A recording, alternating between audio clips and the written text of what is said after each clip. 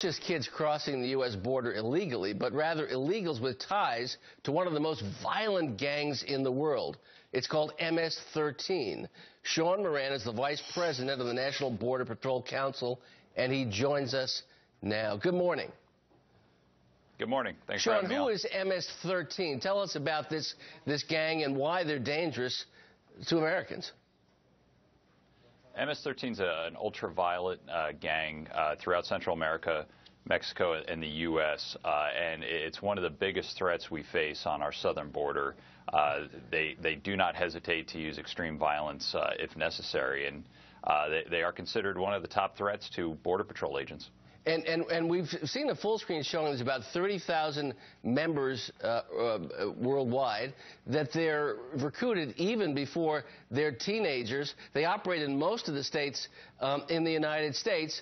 And now you report that these MS-13 gang members are using Red Cross telephones at federal facilities to call other gang members to coordinate criminal activity. Tell us about that. That is absolutely incredible.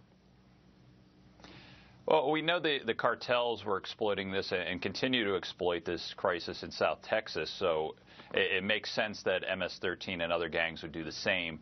At the Nogales Processing Center in Nogales, Arizona, the Red Cross has set up a bank of phones so that unaccompanied juveniles can call family members back home or even in the U.S., and these phones are being utilized by gang members to recruit, to enlist, to pressure people, other juveniles into joining the MS-13 gang.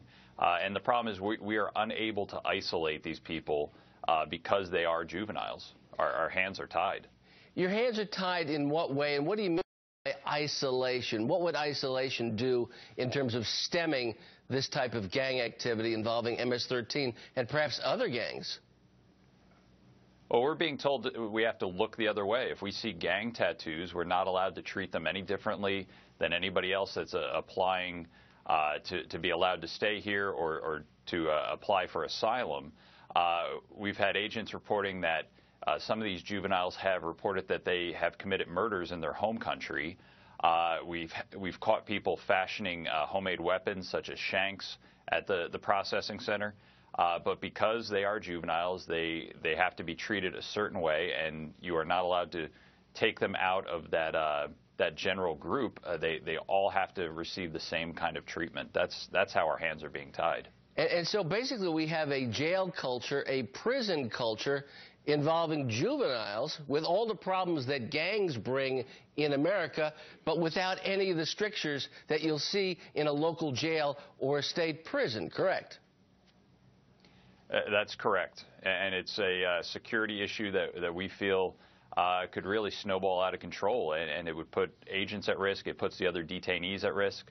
It's activity that needs to be stopped immediately. Sean, this is a disturbing revelation. I'd appreciate it if you keep us up to date as to what's going on and how the federal government intends in the future to stop this wave of potential violence and gangs in these 57,000 people that have been brought here to the United States. I'd be happy to do that. Thanks, Sean.